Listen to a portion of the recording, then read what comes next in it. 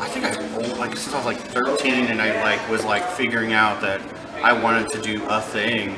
I wanted to do comedy, and I wrote down a joke in my like notebook when I was in 7th grade.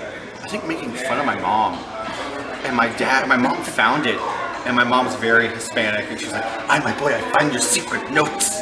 And like I wrote the joke. I wrote like ha ha ha where the laughs go. So I imagine she just thought I looked like the Joker or something. But in that, like, I got in trouble, so I just left it on the wayside. I did like my little high school punk rock band because, of course, I wanted to be on stage. But once my band broke up, I was 21, 20. I was like, I had been pondering it. And I drove from the Premium Outlets Mall on Oak Ridge in iDrive all the way to Old School Natura by UCF, like 45 an hour, just to do a 15-minute set. They used to do 15-minute sets there, my first time ever. And I did about, it was my first time, so I did about 3 minutes. And it was just like, from there on, I was like, wow, a joke works. And I just kept grinding. I knew I wanted to like impart my actualization of what exists onto others and connecting with people. I always think like a joke is something that says like, you didn't know you already thought that. And so you sort of expound on that and make it funny. And so that once I did that and I connected with a joke, I think my first joke was like, my girlfriend's always late. Every threesome we have, it's me and another girl. Where were you? Ha ha ha. And it was like, everyone laughed. And I'm like, this is it. This is all I want to do. So excited, so validated, so at peace, So like, there's a lot of different types of nervous, in the world and within yourself. And there's a nervousness that comes from like being hyper aware that this is what you're supposed to be doing, And so feeling that on edge and awareness, like someone once said, you only realize you're alive when things change. So if you go through every day monotonously, you exist, but when something changes, you're certainly aware of how everything you're experiencing is interacting with you. And telling a joke being on stage is always a unique experience. So you're just always so hyper aware that you are in fact alive, connected, existing, and that's the feeling that I am drawn to. And just performing, really. My favorite comedy special, like with visuals, would probably be Sleepwalk With Me by Mike Birbiglia. I've always like enjoyed crossing media, doing music, doing comedy, doing a story. I like the idea of like an intrinsic, structured narrative that is about a thing. Like this, instead of beats, segues, etc., having a piece that is about a thing, right? And Mike Birbiglia really succeeds in constructing an entire narrative that he's put in, and there are jokes within it. So I also do a lot of structured narrative performance. And those are funny. Those have jokes in it, but they're not stand-up comedy. And I love the idea of like, when I saw that, I thought, it was much like when I read like, I don't know, Kurt Vonnegut's Slaughterhouse-Five, where like, this is the best. These words next to each other are some of the best words. So yeah, it was just so incredible. I mean, for me, I sort of have to embrace, the like artsier side that I can't deny I have. So I love Bo Burnham, obviously, and I love like dancing around a subject with such skill that like people can't deny how well you're doing. So Killing Him Softly by Dave Chappelle, changed my life. I could do that special, like word for word. Anything that like spoke to me that way was truly that, incredible. And then anything from like 2003 to 2008, every Friday night stand-up comedy, like 30-minute special on Comedy Central, I watched. I was a kindred homeschooled student of comedy for my entire adolescence and teen years, really.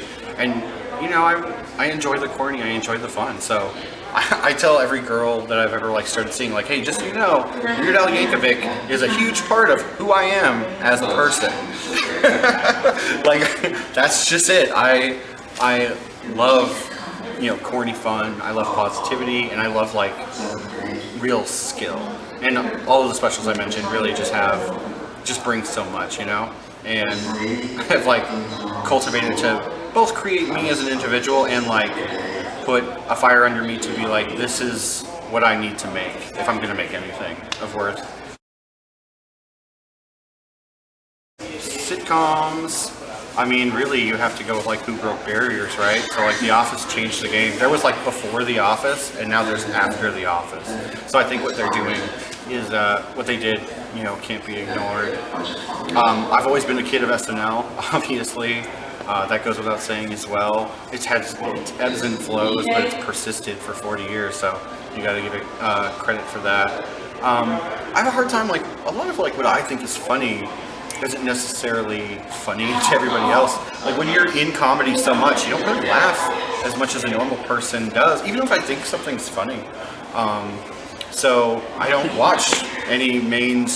I don't watch Big Bang Theory. I don't watch CBS Chuck Lorre. I don't watch anything like that. But you know, when you find something good, you find something good. So like the first 5 seasons of Brooklyn Nine-Nine are just incredible. You know, and then there's the whole like comedians comedy that can be good or just so self-serving, you know, so you kind of dance with it. It's like Louis, you know, how often I'm not the biggest fan of watching a comedian pat himself on the back, but when you strike gold, you strike gold, you know. So I mean, I love how free streaming has made comedy for others, but my all-time favorite like show of comedy would probably be My Brother and Me's show, which was on CISO for 6 episodes. Now it's on Verve for free. It was like abandoned, but they're a comedy podcast of 3 brothers who, you know, are positive and love each other and do goofy questions, and they got to make 6 episodes. And they could have a second season, but they're like, nah, we have the podcast and we have our families, so we're not going to do it. And that's like, how powerful is that? And you're like, that's okay. We don't need a TV show. And it's adorable. It's fun. It's positive. And if you're watching this and you haven't seen it, you totally should. It's literally free on Verve or whatever.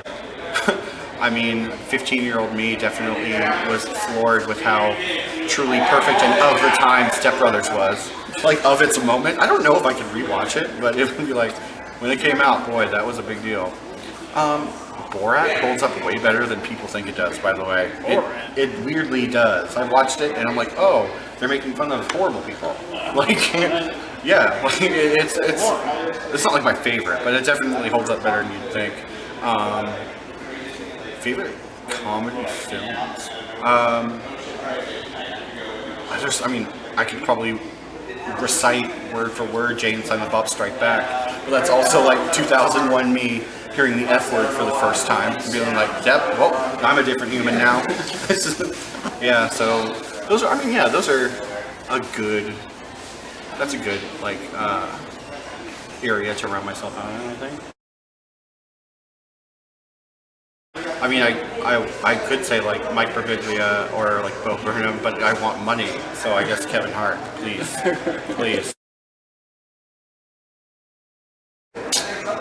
Shakespeare, Sartre, Kafka. Oh, I mean, I'm assuming they were funny because they were profoundly sad. This joke is for me. All right. Anyways, if roasted, I don't know, not that mean. I guess, you know, what's his name? Greg Giraldo. I used to watch his roast. What's that guy's name that roasts everybody? The King Jeff Ross? Jeff Ross would be great. What's that older woman that died? She did the Fashion Week and stuff. Joan Rivers. Hell yeah. Joan Rivers, great. And Bianca Del Rio, the drag queen, because she's fucking incredible. Bianca Del Rio is amazing. Did I say 5? And you could throw in, I'd like, and Jimmy Fallon, just so people can realize he's not fucking funny at all. So, yeah, those are my 5. I've done one-man show, and that went well, but it wasn't too funny. It was, and there were laughs, but it you know, had a bunch of different things in it. It was tense track. And I'd like to like do a one-man show, like a fringe show that was largely funnier, like wasn't about my struggles or about anything like that. I'd like to do a one-man show. I love David Sedaris, who's a nonfiction writer, memoirist. He's incredibly funny.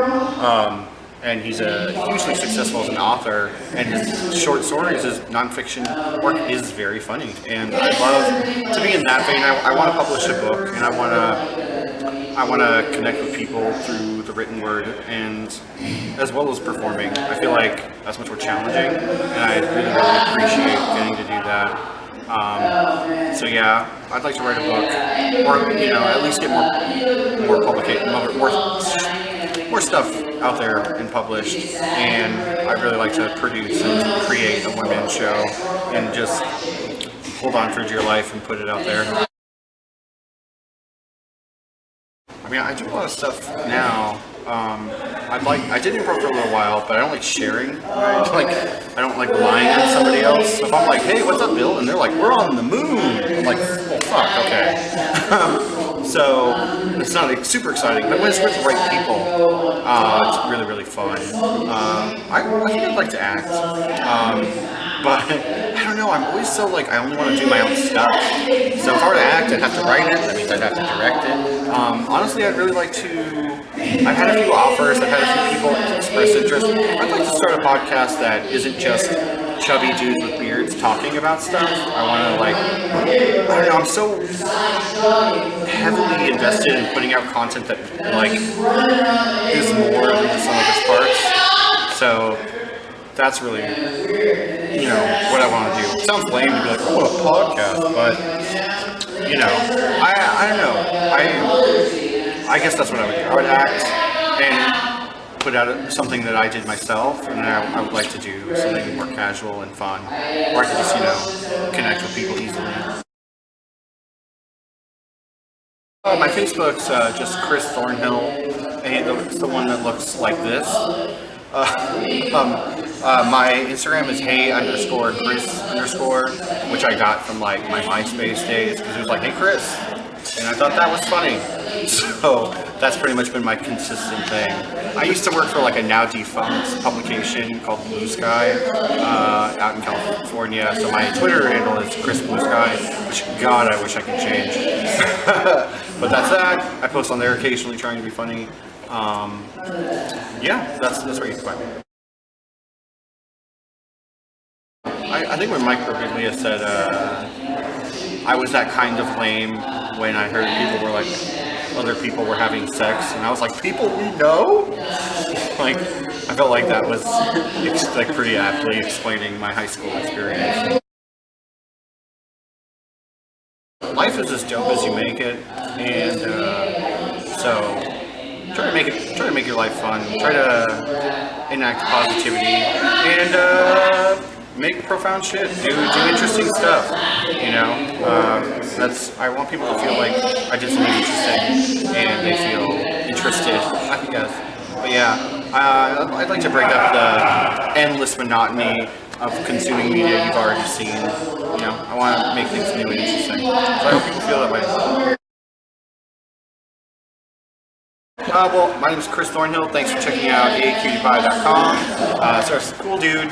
He has a bright flashing light and a very cool camera, and he's just so intently smiling behind that camera. He really, really enjoys what he's doing.